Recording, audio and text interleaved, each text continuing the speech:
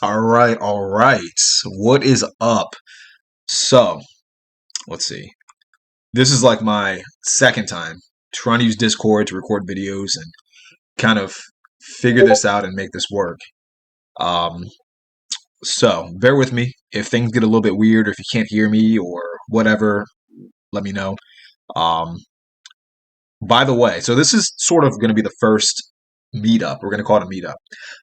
And I know a lot of people, just because we have people with different time zones, different schedules. I understand that completely. So I'm not going to be too strict on the whole meetups. I know the whole premise of the roundtable is that everyone comes in, we all sort of participate, we all help each other grow and improve and all of that. But I'm not going to be too strict on people showing up for the meetups. Um, I've been trying to think of the best way to sort of go about it and to sort of almost force people to get value while still maintaining that core idea of the roundtable.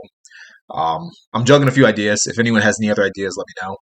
I think what I'm going to do is every I'll try to do at least two of these per month. This is sort of my goal. Two of these per month, where I sort of have these meetups. If you can attend, this is what I'm planning on doing.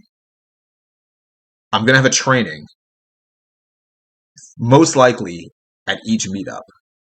If you can attend, and if enough people do attend, I won't have the training, but we'll do the whole sort of group, almost sort of like mastermind type deal, where we really sit down and we try to go through each person, figure out what your goals are, where you want to be, and what progress you're making or taking to get there. Hopefully that makes sense.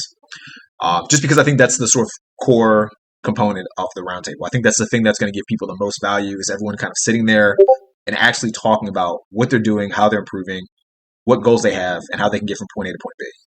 That's just sort of my basic philosophy. In different masterminds I've been in and different masterminds I've seen, I tend to find that a lot of masterminds, they charge you to get in, and not all of them, but a lot of them, they charge you to get in, and a lot of it's kind of fluff. And I'm not saying the information is necessarily bad, but you sort of come in and you, I don't know, what's a good way to put it? You come in and you take in information, but you're not put in a position where you're forced to actually implement the information, if that makes sense. So with the roundtable, I don't want it to be that way. I genuinely don't, as you can tell if you're here, it's free. I've had people say that I should try to like do A, B, and C and charge for it. I don't want to do any of that, at least not right now. I genuinely want people to get value out of it. I want it to be free. I'm planning on putting like courses in here. I'm planning on putting a lot of information, ebooks, whatever I can find to really get people to not just consume information and sort of do that self-improvement masturbation garbage, but to really get people in, to really give them the resources and information they need to improve, and to almost like force them, like really be a hard ass and get them to improve. Because in my personal belief, the information's all out there. Everything's out there. The hardest part is getting it done and the accountability part. And I'm guilty of this myself, so I understand that sometimes when you get too much information, or especially for people who are entrepreneurial minded, which I imagine if you're here in this group, you are entrepreneurial minded to some degree. Especially because most of you guys click wealth in the bot when you guys go to choose what pillar you want to focus on. Everyone chooses wealth. No one chooses health or relationships, which I find fascinating. But chances are, if you're here, you're entrepreneurial minded. I feel like with a lot of people who are entrepreneurial minded, what we tend to do is we kind of get shiny object syndrome, and sometimes it's easy to be motivated in creating things, but not as easy to stay motivated or to stay consistent in actually producing things in a manner that will get us from point A to point B. Hopefully that will make sense. So these roundtable meetups are designed to be that, and it's intended to be super casual. It's not a formal thing by any means. We're all here to support each other. We're all here to grow together.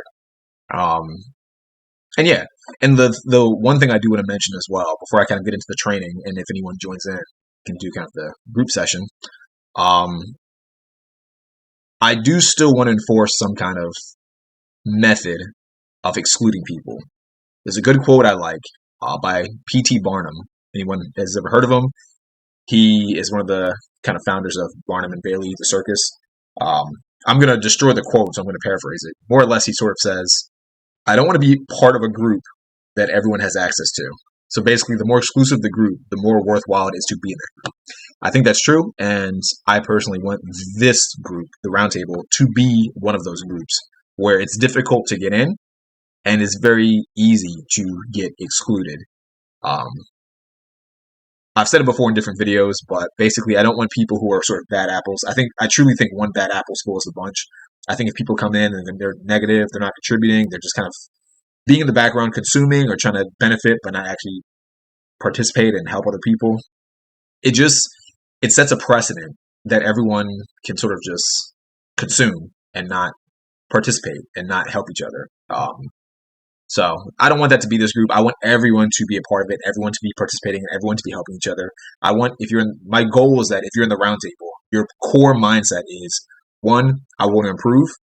Two, I want to help the fellow members of the roundtable. I want those to be the main two goals of this group. I want to help myself grow and improve to be the best possible version of myself. But I also want to help everyone else in this group do the exact same thing in as short of a time frame as possible and as easily as possible. Hopefully that makes sense. So basically what I plan on doing is, if you miss too many of these, I'm thinking like, if I don't see you participate in like 3, like if I do 3 and you haven't participated in 3 in a row and I do a 4th one, I'm kicking you from the group. It'll be that simple. And when I say participate, I'm not saying you have to necessarily show up, but what I am saying is, again, you have to participate. You should at least watch part of the video. I'm not saying you have to watch all the trainings.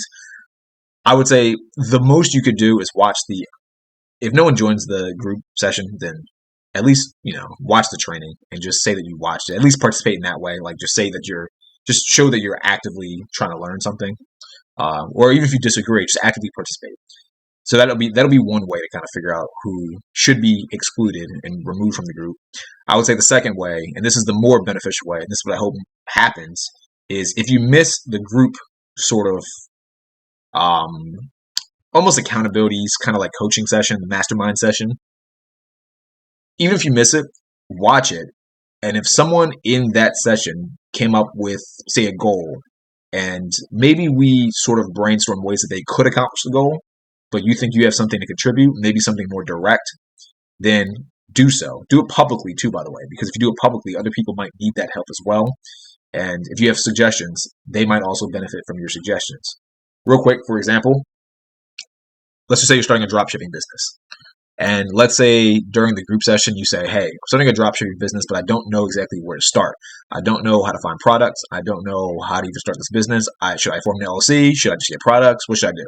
And maybe in the group session, we all say, look, the very first thing you need to do is you need to, I don't know, make a TikTok and find a product. That's the very first thing you need to do. So maybe the person doesn't know the best product. Maybe they don't understand margins or whatever. You can contribute and say, hey, look, I know X person who does A, B, and C. They've done research, and the best product that they've come up with is, I don't know, smartwatches from Alibaba. I'm just making something up off the top of my head. Do that publicly. Contribute publicly. Tell that person what it is, where they can find it, how they should go about it. Give your 2 cents. And the reason why I want you to do it publicly is, one, so we can see that you're actually participating. Don't do it in the DMs. Do it publicly. The second reason why I think you should do it publicly is because someone else at some point in the lifespan of the roundtable, might need that same advice, and they might see it. They might see that you suggested it, and maybe they'll just directly implement it because maybe they jumped in like right after you suggested it, like a day or 2 afterwards, and they're like, oh, I can do that too. Or maybe it's a year later, and they see that post somehow, and they see that you did it, and they're like, that was a year ago. Let me message him or tag him in this thread and ask, will that work for me? Do you think that'll work now? What are your suggestions on this? And that can kind of rekindle that conversation and help the next person figure out exactly what they should do. Does that make sense at all? So that'll be the other way to contribute.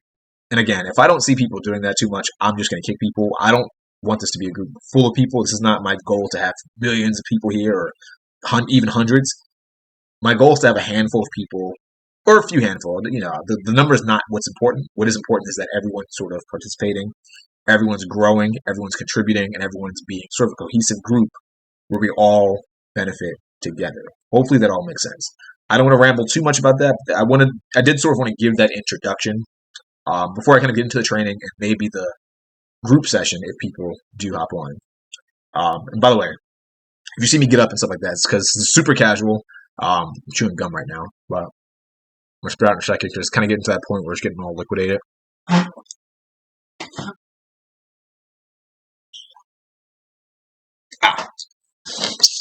And by the way, too, um, feel free because this is live. Like you might watch this as a recording, but as I'm doing this now, it's in the Discord roundtable section called the Arena. Feel free to join in if I'm saying something that doesn't make sense or is confusing, or if you have something to chime in or add. Feel free to do a video to put your camera on, hop in there, converse. That's totally fine by me. And that can still be separate from the group sort of masterminding at the very end. But yeah, so as far as the trainings go, I sort of want to do 2 a month. I mentioned that already. I might do more, but if something comes to mind. But I want to do 2 a month, and I want to focus on things that, one, I think have benefited me immensely in my life. 2, tend to see things that people bring up on Reddit, or if I go through YouTube, or if I go through Instagram, they tend to be questions that I see people bring up often. Kind of 3, it's sort of my 2 cents on issues I regularly see. And I'm trying to my goal is to kind of make these trainings into sort of like a very mini course of sorts. Very short, very sweet, straight to the point. If you can't tell, I try to talk relatively fast. I try to get to the point quickly. I can be a bit long-winded. I can ramble. But my goal with these is to really condense it to about 30 to 45 minutes. And yeah, it'll be on a variety of topics. If you're here, if you've seen any of the other sections, I know it's a bit complicated. I'm working to fix everything and make everything a lot more neat and organized for new people, especially. My core philosophy is that everyone seeks eudaimonia, health, wealth, relationships, just improving in what I believe are the 3 major areas of life. So I'll have trainings on health. I have one plan on how to get in excellent shape. And it's gonna be a fully comprehensive like fitness guide, like A to B. No matter where you are, you can gain something from this. I would think, unless you're like an advanced bodybuilder, then you probably already know all the stuff I'm gonna say. But in general, I think it'll have a lot of value.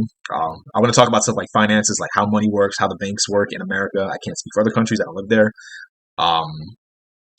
Credit, how to get your credit up, what makes up credit, what else? Relationships. I want to give my 2 cents on relationships and pretty much everyone in the roundtable. I assume it'll be 99% girls. Most of the people that follow me on Instagram and YouTube and Facebook, it's like 70, 80% men, 75, 80% men. So I'm sure most of the people that'll be attracted to the roundtable are men, which is completely fine. That's my goal. I want more men than females, to be honest. I think you can sort of have more competition with men. I think if you have too many girls, men try to impress girls too much and it becomes an issue, and it doesn't actually lead to growth and people improving, or at least men improving. I'm not against women joining, obviously, but I think groups can be better when it's just men. Hopefully that all makes sense, and that doesn't come off as sexist. It's not intended to be. What else did I want to bring up before I get into the training? What else? Oh, there's something else. Escape my mind, of course. Oh yeah, but the relationship thing though. Yeah, at one point, if you've ever seen videos, I used to kind of dabble in a lot of pickup. Spent a lot of time trying to just talk to girls, pick up girls, sleep with girls, all that good stuff. And to me, when you kind of do some of that stuff long enough, it some things seem like common sense or like normal, or they don't seem that extreme or weird. But then as you kind of look at the outside world and how things function, you see people face certain problems and you're like, oh, how's that guy face that problem? This is very simple. You just see things from a different perspective. So I want to add my 2 cents from that world here and give things that I think you can implement. Hopefully that makes sense. So yeah, want to get into the training. Let me see. The training that I have today that I think will be immensely helpful, this is kind of the reason why I would start with this training, is how to restructure your identity. And the reason why I think, first of all, I will say it took me a long time to sort of change my identity. And several years ago, I had a really bad issue with being obese. I was super overweight, had bad health issues, struggled financially, struggled physically, struggled mentally. I was going through depression. If you've seen my stories on YouTube or any of my other videos, struggled with depression for quite a while. Couldn't get a girlfriend. Couldn't even get girls to talk to me. Girls hated me. I couldn't make friends. Couldn't socialize. Had bad anxiety. A bunch of stuff. So what I did, and I won't get too deep into the story because it's out there in different podcasts I've done, and a lot of different videos. Spent a lot of time studying and trying to just grow myself. Long story short, discovered eudaimonia. Mentioned that already. And I learned that one of the big things that makes eudaimonia truly happen, one of the big things that really makes the ultimate change in one's life, is changing. You have to change your identity. So to me, an identity shift is extremely important to overall growth and to basically accomplishing anything. Even when I see some celebrities or anybody, anyone, any public figure, you can see sometimes how they change throughout the years. And sometimes you kind of notice that as they're changing, certain attributes about themselves begin to change. And I think that ultimately leads to the identity shift, but also sort of, what's a good way to put it? It simultaneously leads to their identity shift, but it also encourages it, I guess is a good way to put it. Two examples off the top of my head. One of them is, for anyone, I know if you're watching this and you're a dude, you probably have seen him or heard of him, Andrew Tate. Now, he's been popular recently, and I have known Andrew Tate, not personally, I've never met him, but I've been familiar with him for several years now, far longer than he's been like popular on the internet. I've known of him for about not 5 years, about 4 years maybe. I would say about 4 years.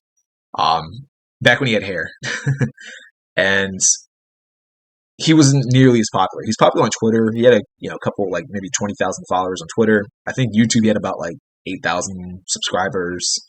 Instagram he had like I think like 20K, 30K, 40K, something like that. 40K followers, subscribers, whatever you can call them. Not super popular. He was really known in the world of kickboxing and kind of business and kind of as a webcam pimp, whatever you can call it. But long story short, I sort of saw an identity shift. He used to act one way, and the core things he said never actually changed, but the way he acted was very different. The way he did certain things or said certain things changed over the years. So he's an example, and I'm going to get into the nuances and the details soon, but just keep that in mind. He's an example. Another person, Dwayne Johnson. Dwayne Johnson had I'm a big fan of The Rock, and he had a pretty big identity shift as well. He kind of started off as, what was his original wrestling name? It was something, I think it was just Rocky. I think his original wrestling name was Rocky, and he was always displayed as the bad guy, and that was sort of the persona he took on, but in public interviews, he was very mild-mannered. He was very quiet. He didn't have a lot of charisma. He didn't have a lot of bravado. And then as time went on, he cut his hair, he shaved it all off. Sort of went a different route when it came to his brand and his persona. He became a lot more loud, a lot more bombastic and audacious. That's kind of around the time he started doing the "it doesn't matter what you think." He became more of the villain in wrestling, and you can sort of see little things he did to change his identity. So I want to kind of talk about that in this training. Now, one of the key things I think people should understand is people act in accordance with how they view themselves, which is ultimately what identity is. Identity is how you view yourself. If you see yourself as weak, you'll never gain muscle. You'll never do the activities that will help you put on muscle. Does that make sense? If you see yourself as weak, you'll never do the activities that will lead you to being aggressive or dominant or super confident. Hopefully that all makes sense. If your identity is broke or poor, you'll never successfully do the actions that'll lead you to make more money or to be successful in a financial setting. If you always see yourself as sort of like a loser who can't get women or someone who women just don't like, you see some of these like MGTOW or black pill people, for those of you that are familiar with those communities. If your identity is MGTOW or black pill or just that you can't get girls or that you have bad genetics and girls won't like you, you'll never actually get girls. So you need to change your identity in order to change things about your life. Basically, your identity is your life. How you view yourself will ultimately impact the way your life will lead, how it'll develop. Your identity shapes your beliefs effectively. And I've learned this, and it sounds super simple. Like once you think about it, it sounds conceptually simple, but it's actually fascinating because most people don't really sit there and think about how they identify as an individual. And when I say how you identify, what I'm talking about is what values do you have? Like think about everything for a second. If I were to ask you, say from a health perspective, what is your identity? Do you identify as fat? Do you identify as skinny? Do you identify as athletic? Do you identify as having a heroic physique? Do you identify as being super strong? Think about that for a second. I think most people haven't sat there and really thought about how they identify themselves, but chances are when you speak, you do have a subconscious identity. I'll give you an example. I've known people who are overweight, and it always comes up that they're fat. Always. And not everyone that's fat says this, but the way they behave also changes based on the way they speak about themselves. So I've seen so many dudes, they'll be like, oh man, you know what? I tried to go out and I talked to this girl, but she rejected me because I was fat. He, in that instance, he might not even realize it. He's identifying with being fat. He identifies with being unhealthy or overweight. And for some people, that's fine. Some people might not care that much and they might be okay being overweight. But the issue is because he brings it up so much, you can sort of tell that it's a negative. It's a negative identity that he places on himself. Same with girls. Girls do it too. But in this case, I'm bringing up guys I know. It's sort of a negative identity that he placed on himself. And in his mind, he thinks because I'm fat, I can't get girls. But I identify as being fat. I am fat. I cannot change who I am. I am the fat guy. So he's dooming himself to never get what he wants because he always sees himself as fat. So in order for him to get the thing he wants, which is, let's say in this example, a girl, he needs to shift his identity to being thin or to being athletic or to being healthy. And the first step to him shifting that is to actually identify that he has that identity in the first place. Does that make sense? I don't want this to be too confusing, but I think it's really like impactful and sort of fascinating to think about. And we do this all the time with different things as well. We do this financially. You've seen people who kind of go, they might be poor or lower income, and they see someone who is rich. And actually, I'll give you a good example. Someone did this to me the other day, and I'm not rich, but someone did this to me. For anyone who doesn't know, I have a 2019 Chevy Camaro. I bought it last year. I just wanted it, so I bought it. For a long time, I had wanted a Mustang or a Chevy. I wanted a convertible, but they didn't have a convertible, and that was what they had. And I just wanted to get it. I didn't want to sit there and think about it too long. That's just not my personality. I like to just do things. So I wanted the Chevy Camaro. I get the Chevy Camaro. I made a video about it, and was talking about sports cars and cars in general. And some lady on one of my videos, it's on Facebook, she commented and said, people like you who have money or whatever, you go out and buy sports cars and you go out and buy these nice fancy things, but you could have donated to charity. You could have helped other people win in life. And she's basically kind of almost like shaming me for trying to get a car and enjoy my life, which is fine. That's her prerogative. She's allowed to do that. But the issue with what she said is there's sort of an embedded identity with the way she views rich versus poor, or the people that need things that are in charity versus the people that maybe have the means to get a car or to have nice clothing or to go on trips or whatever. Does that make sense? So you can tell by the way she spoke how she lived her life. And the way she lived her life was that I have the identity that rich people or people that have money are bad people because people with money don't donate to charity. They only are selfish. They buy cars. They do things for themselves, which is not true. First of all, it's not true fundamentally. But her identity will forever, unless she understands this and unless she sort of catches it, seeks to actively fix it, her identity shapes her beliefs, and her beliefs shape her reality. So she probably herself isn't in a good financial situation because if she were, she wouldn't care about the car. Does that make sense? For people who have nice things like a car, you don't really get jealous to that degree of someone else getting the exact same car or a better car. If you're a dude who can buy a Ferrari, for example, you don't get mad at the guy who bought a Lamborghini, unless you just hate Lamborghinis for whatever reason. But in general, you probably don't really care. You're like, oh, cool, you got a Lamborghini. Congrats. Props to him. I'm glad for him. But that's because that guy who has a Ferrari has the identity that he's rich, and he has a certain idea of what being rich or wealthy means. So he doesn't see anything wrong with another person living out that exact same identity or very similar identity. She, on the other hand, probably had a negative idea of what it meant to be rich or wealthy or to have some kind of money.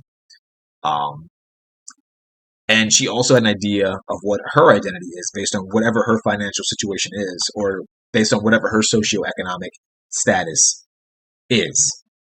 So she probably thinks, oh, well, because I am lower income or because I don't have X amount of money, I shouldn't have to donate money because I don't have the means to do it. But I need to drive this type of car or I need to have this kind of lifestyle, which isn't true. None of those things are true. But her identity and her view of a certain concept shapes her beliefs. Hopefully that all makes sense. I don't want this to be too confusing. I know this can be a bit confusing because it's sort of an abstract idea, the idea of identity. And in a minute, I'm going to get into like really specific stuff, so bear with me. But yeah, the overall point I want to make is that your identity shapes your beliefs.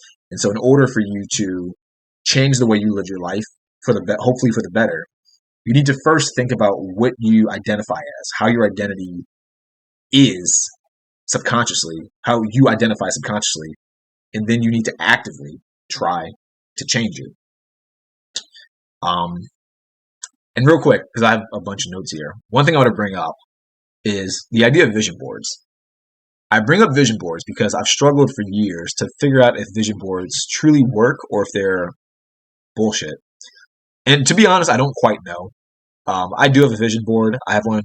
I'm somewhere else right now, but I have another room. I have another place, and I have a vision board in my room there. It's just kind of a big piece of paper with like pictures on it. It's not like an actual board. And what I also do is in my phone, I have a bunch of pictures on each screen when I scroll to like my different apps. I have a bunch of, actually, let me see if I can pull it out to show you.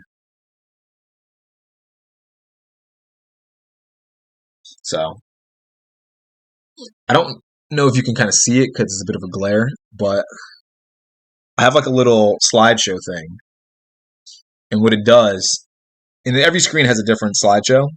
It's all the same photos, but there's like a bit of a delay. So I think like every 7 seconds it goes to a different photo. You see, if one comes up with like a car. And so, the reason why I did this, I think I started doing this about a year or two ago. This is also is my idea of a vision board. And my belief about how vision boards work, I don't know if this is true. I know back in the day, people would say, oh, it's manifestation and it's the law of attraction. What I think all of that truly is, I don't think it's as magical as people make it out to be. This is my theory. My theory is that when you sort of put different, here's an example. I'm kind of see if I can scroll through. These are the photos that appear on the slideshow. You can see like there's an island here, vacation with a girl here, another vacation with a girl, coat, suit, with that leather jacket, house, big house, stuff like that. Now, and I do this for a lot. I'm going to show you some more in a second. But the reason why I do this is because I think what a vision board does is I think it, by you seeing certain images or certain words frequently enough, they sort of get embedded into your subconscious.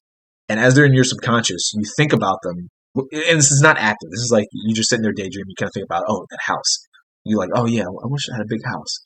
You're not actually thinking that photo. I want that house in that photo. You're just thinking, I want a big house. Or, I saw this outfit the other day. I don't know where I saw it, but it looked really cool. I want to wear that. I want to buy that one day. Or you sort of think to yourself, oh yeah, kind of want to go on vacation. I want to go on vacation to like the beach. I think when you have photos like this or images like that in front of you with the vision board, what it does is it kind of subconsciously almost primes you to want to get those things more. Does that make sense? And so it almost leaks into your subconscious and shapes your identity. Like I'm hoping that makes sense. That's my theory, and that's why I do this. So, like things like houses. My belief is that if I keep the house in my phone and I kind of see it, I don't have to actually look at it, but it's there, kind of in the side of my peripheral. I kind of, subconsciously take it in, but I'm not really actually paying attention to it. So I'm looking for a very specific app. I'll see it, and deep down, I'll feel almost motivated or almost compelled to take out the actions or to do the things that'll ultimately lead me to the big house or another house, vacation, whatever. And I do this with everything. I do this with girls too. Sometimes people probably look at my phone like, why do you have girls in your phone? And it's not so much the girl that it is partially the girl to a degree. It's not so much that specific girl. What it is I like. I'm bringing this up because I think you should do this with everything, with health, finances, and with relationships.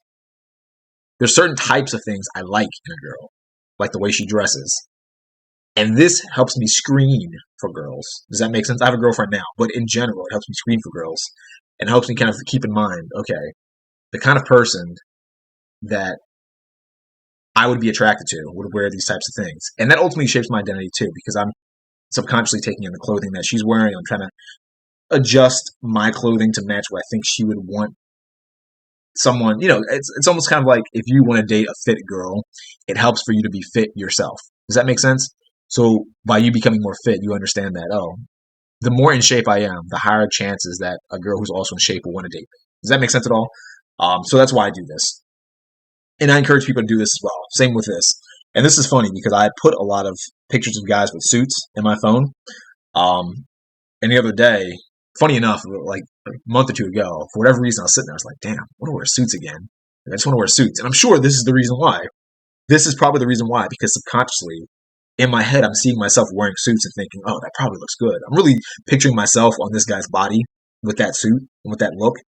But it's seeping in and it's making me think to myself, man, I really want to wear that suit. That would be dope to, to have that suit and look good in that suit.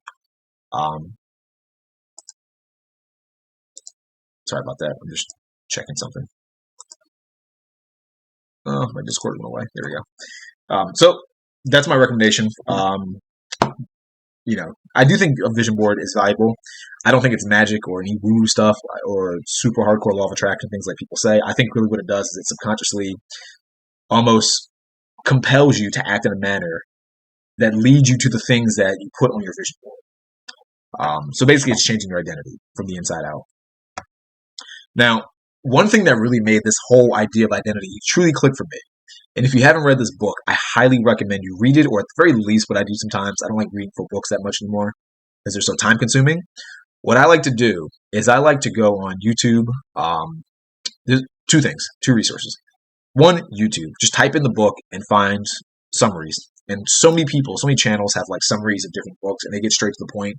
They remove the anecdotes, they remove the studies. I don't care about that stuff. I want to know like the core details and the core idea of the book. The second thing I recommend, there's a podcast. He doesn't sponsor me. I just like the podcast. It's not a talking podcast. It's just a show. And it's one guy. It's just voice. He just kind of does summaries. It's called bestbookbits.com. And he takes sometimes very long books and he condenses it into usually about a 20 to 30 minute video. And he goes through all the bullet points and he goes through all the different key takeaways and just sort of condenses it. So it's very easy to digest. You can get through most of his videos in about, depends on the size of the book, about 10 to 30 minutes. And he sometimes covers short books and he sometimes covers very long books. And if it's super, super long, he breaks up into parts. I highly recommend those two things though. But this book in particular, Psycho-Cybernetics by Maxwell Maltz, I think is sort of the thing that truly made me realize how powerful identity is. And real quick, just to kind of give you an idea of what the book's about, just kind of summarize it overall. The whole book is about this guy, Maxwell Maltz. He's a doctor, he's a surgeon. And what he would do is he would treat people with plastic surgery. So some people were burn victims, he would treat them with plastic surgery. Some people just wanted cosmetic plastic surgery, but treat them as well. Treat them, enhance them. And what he would find is that even when people were physically altered, even when people got a nose job, for example, or a boob job, or a completely different face, when they had a whole facial reconstruction, whatever it was, a lot of times they'd come back wanting more surgery. And he'd sit there and kind of go, like, you look completely different. Why do you still want more surgery? You look fine.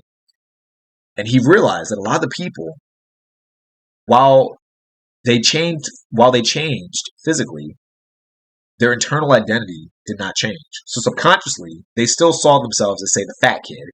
or the ugly girl, or the burn victim, or the person with the bent nose for whatever reason. They saw themselves that way, and the plastic surgery did not change that.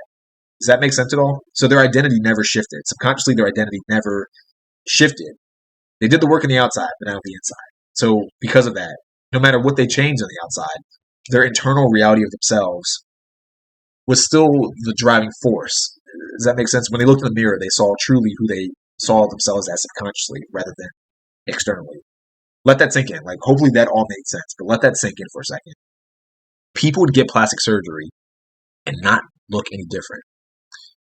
So I'd sit there, and I sat there, I was like, oh, this is kind of an interesting conclusion to the book. People would truly see themselves as the exact same, even after they got plastic surgery. And if you've ever seen, I mean, I'm sure you've seen people with plastic surgery, you can look dramatically different with plastic surgery.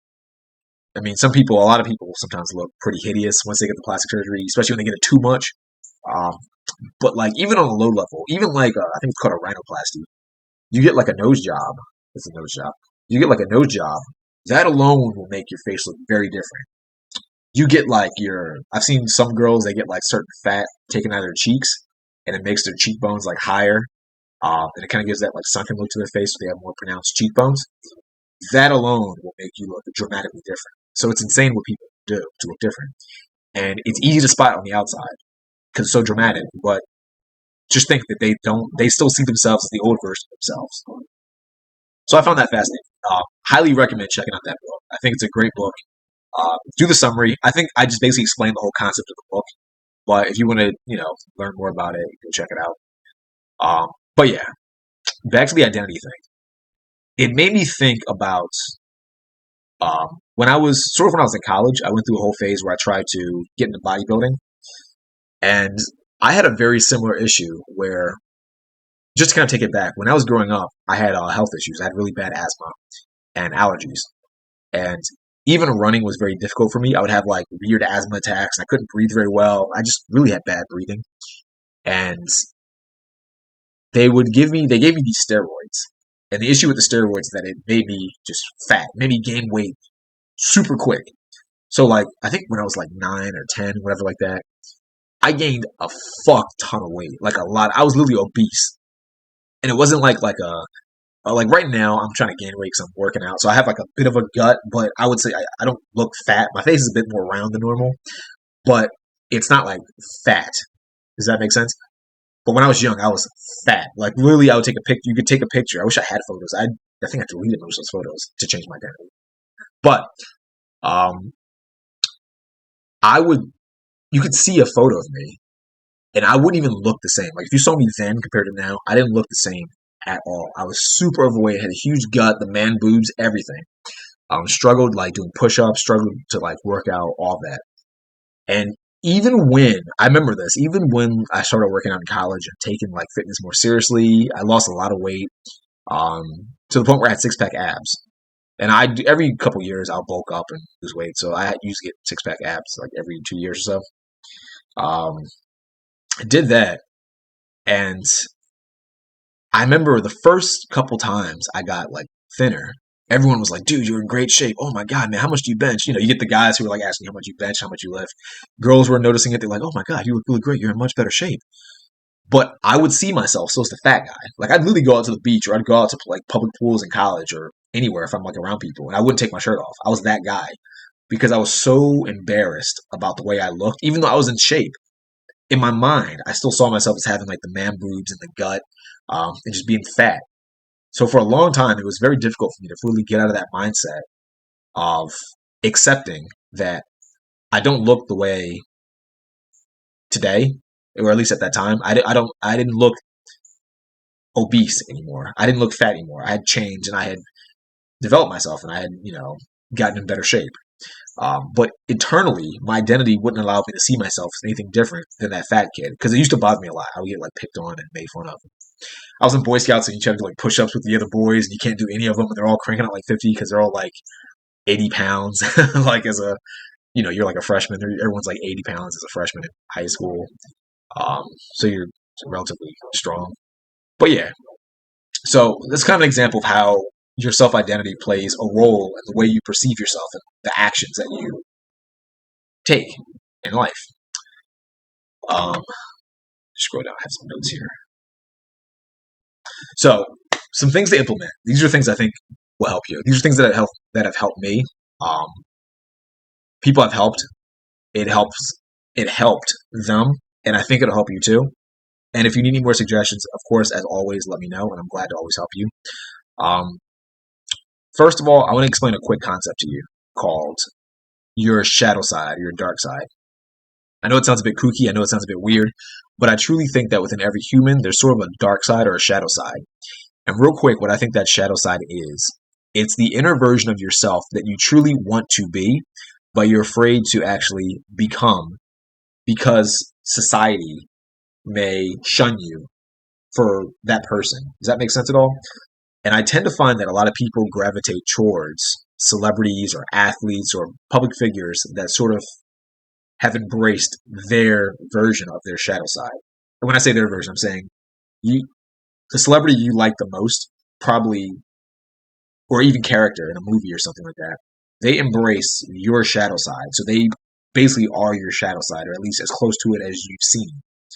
Real quick example. A lot of dudes like Tyler Durden from Fight Club. And I think the reason why is because Tyler Durden, for a lot of men, he's sort of a external version of their shadow side. He's a leader. He can, for the most part, fight. He's very dominant. He's confident in what he does. He doesn't take shit from people. He sort of has ambition and he has like a long term goal. He was ripped. He's in great shape, and everyone looks up to him and sort of looks to him for solutions and for answers. And he also has sort of an aggression that I think as a man you kind of want to have. You kind of want this persona of people not wanting to fuck with you. And I think Tyler Durden kind of had that persona.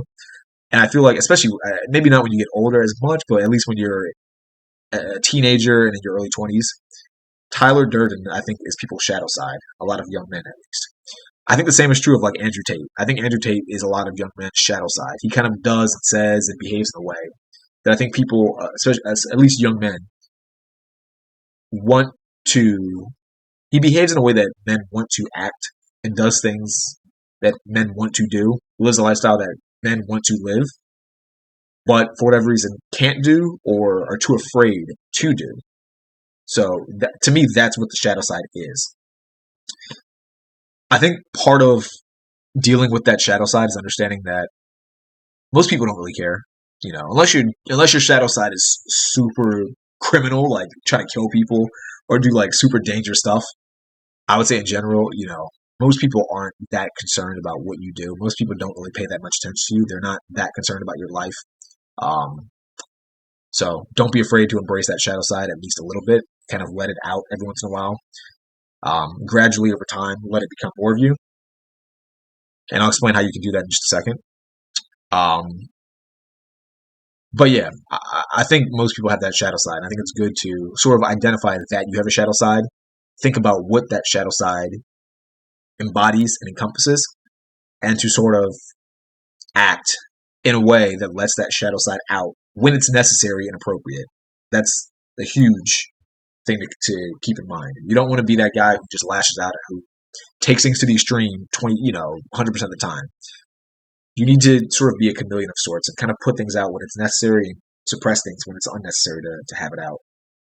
So I think what I recommend to people, the way to kind of let that shadow side out, think of 3 people that you truly admire. They can be real people or they can be fictional people. And they can be people you know as well. That's fine. But think of 3 people, and these are the people that you look up to. You think to yourself, man, I wish I could be more like them.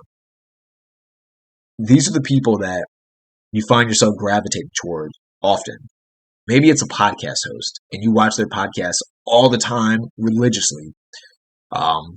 Maybe it's a celebrity, and you love watching the celebrity's movies. You don't even know why. Maybe the celebrity's not even a good actor, but you love watching his movies. Maybe there's a person or a public figure or celebrity or character that resonates with you. Maybe you don't even think you're like him, but there's something about the way he sees the world, or at least walks through the world, that to you is very appealing or interesting. Really think about it. Find those three people, and I'll give you some of mine because I've done this before several years ago. If you've ever seen Limitless, Eddie Mora is a big one. He's a big shadow side for me. When I first saw Limitless, I was in college. I was trying to get in shape. Wasn't in great shape when I first saw Limitless. I think it came out in like 2011 or 12, maybe 2010. I don't remember, but it was in like the kind of like mid to late 2000s, early 2010s era ish around that time. I do remember I was in college or like late high school when it first came out. He sort of had the traits I wanted to have. He was charismatic, super intelligent, had really good fashion sense. I still have him on my phone, by the way. In that slideshow I mentioned, he's in my phone, so just to keep that in mind. Good fashion sense. He would always wear like a leather jacket when he's being casual. When he was being more serious and more corporate, he had his nice pinstripe suit on. I remember I wanted that suit. I bought that, not of course not the exact same suit, but the same style suit, a blue pinstripe suit. Um, People kind of respected him, looked up to him. Again, super high IQ guy, was very productive, very motivated, very ambitious, always had kind of the next thing in mind, and was sort of very analytical, which is something I like. There's a lot of cool scenes in the movie where most people probably wouldn't notice it, but a character might cough and it'll zoom into him looking at the character for a few seconds and just kind of like remembering certain traits about them that kind of he brings up later on in the movie. So I think that's cool. And he was sort of a shadow side. He had a lot of traits I liked. If anyone's ever seen Californication, Hank Moody, total G, I loved him. Dude was a shadow side, especially at a time where I was very bad at talking to girls. It was very interesting to see a character who could just be so nonchalant and so casual, and it seemed like no matter where he went, girls were just attracted to him by default, almost to his detriment, which is kind of cool, especially as a guy, especially as a college student. Who wouldn't like to just go out to a bar, hanging out with your male friends, and girls just want to talk to you? Just like, not today. I'm talking to too many girls right now. I'm done with it. Just leave me alone. I want to hang out with the boys. That's kind of how Hank Moody was, so I thought that was cool. Dwayne Johnson, to me, from a fitness perspective, was a shadow side. He was just his persona, at least as The Rock, was super like cocky but super funny at the same time. But his real life personality of Dwayne Johnson was humble but still confident, still respected, but still able to kind of be transparent and to be vulnerable. And I admired those traits in him because I was bad at all those things. And like I mentioned, of course, there's the fitness side of it as well. So he was a shadow side. Um, I can't think of any more off the top of my head. But those are just some examples. So do that yourself. Think of like three people or celebrities or public figures, whoever, that are your shadow side, or at least that embrace what your shadow side is. And I would say, like, really sit there for like 10 minutes. Don't make this into a big thing, to an overly big thing. Take out a notepad, take some paper, or even write it on your notepad, your computer, something like that, and just sit there and brainstorm for like 10 minutes and just think to yourself, who do I watch the most? Whose content do I consume the most? Whose movies am I a diehard fan of that I watch the most? And then write them out. And then sort of narrow it to three. And then the second part of this, once you've narrowed it to those three people, think about the way they do everything. Literally everything. Everything. Think about the way they dress. Think about the way they speak. Think about the way they style their hair, the accessories they wear, the t-shirts they wear, the size of the t-shirt, the way the t-shirt fits. Think about the way they walk. Think about the way they speak. And when I say the way they speak, do they have a deeper voice? Do they have a higher pitched voice? Do they have sort of a flat intonation when they speak? Or do they sort of kind of go up and down and all over the place when they speak? What else? Think about the way they interact with people. Are they super friendly? Are they very observant? Do they make very strong eye contact when they're sort of communicating with people? Does it change from male to female interactions? Sometimes a guy might interact with women different than men. Hopefully they do. Think about all those things. Make a list of those things as well.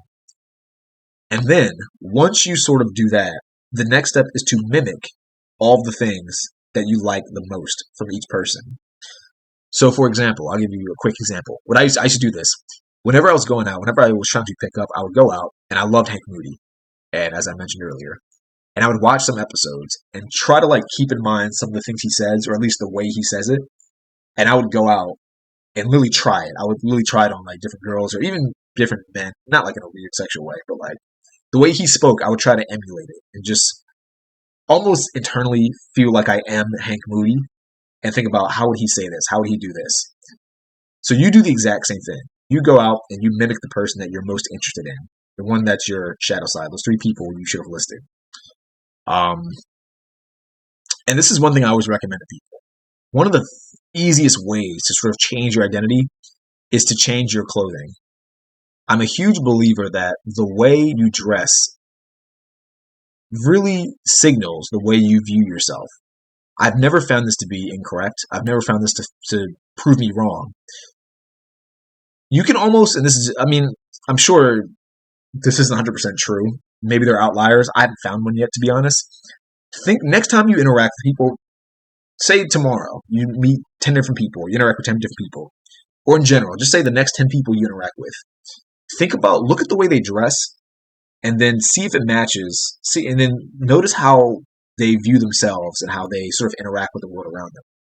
I tend to find that people, say for example, that wear say leather jackets or jeans or have tattoos, they tend to be a bit more outgoing in life in general. I feel like they sort of embrace almost like a bad boy or bad girl persona, and I don't think that's accidental.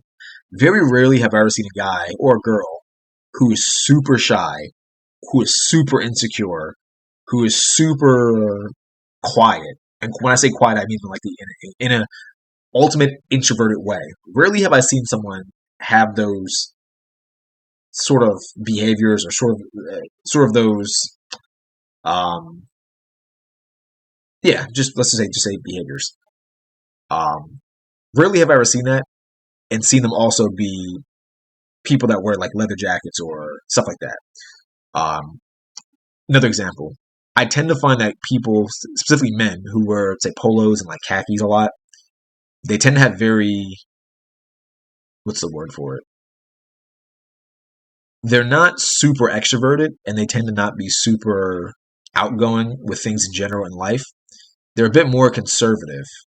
They're conservative in the way they dress, of course, but they're conservative in the way they think, in the way they speak, and in the way they act upon the world. These things all go together. What else? I'm trying to give some more styles.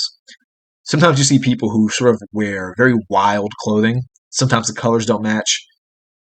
Maybe they have like big piercings, like the big gauges. You can kind of tell that's the way they view the world. They're very artsy people. They probably have a very creative mind. They're very open minded about a lot of things. They might even do drugs. Not all of them, but it could happen. You know, that's not, it's probably not a bad indicator, to be honest. But just kind of keep those things in mind for the next 10 people you meet. Think about the way they dress and think about the way they act and the way they speak and the way they view themselves. That's a big one. How they view themselves. And I think you'll find a pattern that the way they dress is predictable based on how they view themselves. Um, so yeah, I think changing your clothes is probably one of the quickest ways and the easiest ways to change your identity because you wouldn't dress in a way that is incongruent to the way you view yourself. And even if you're the kind of person who currently today wears polos a lot, wears khakis, but you deep down don't want to, and you find that your shadow self wears, say, skinny jeans and open shirts, or maybe those like button downs, but they keep the button down open, whatever. If you find your shadow side dresses like that, and you find yourself is the kind of person that wears polos, or maybe you wear just like whatever random dirty shirt you wear. Maybe you wear band t-shirts. Maybe you wear like just plain old graphic tees from like Walmart or Target, whatever it is. Change it. Change it. Make your next goal to go out, buy clothes that basically buy the wardrobe of the person, of the people in your shadow side. Wear it, try it out for like a week, 2 weeks, a month. See how it feels and see how you act and audit that. Take note of it. Are you louder when you speak to people? Do you act more like the people that are your shadow side? Really consider that and keep that in mind. Um, what else?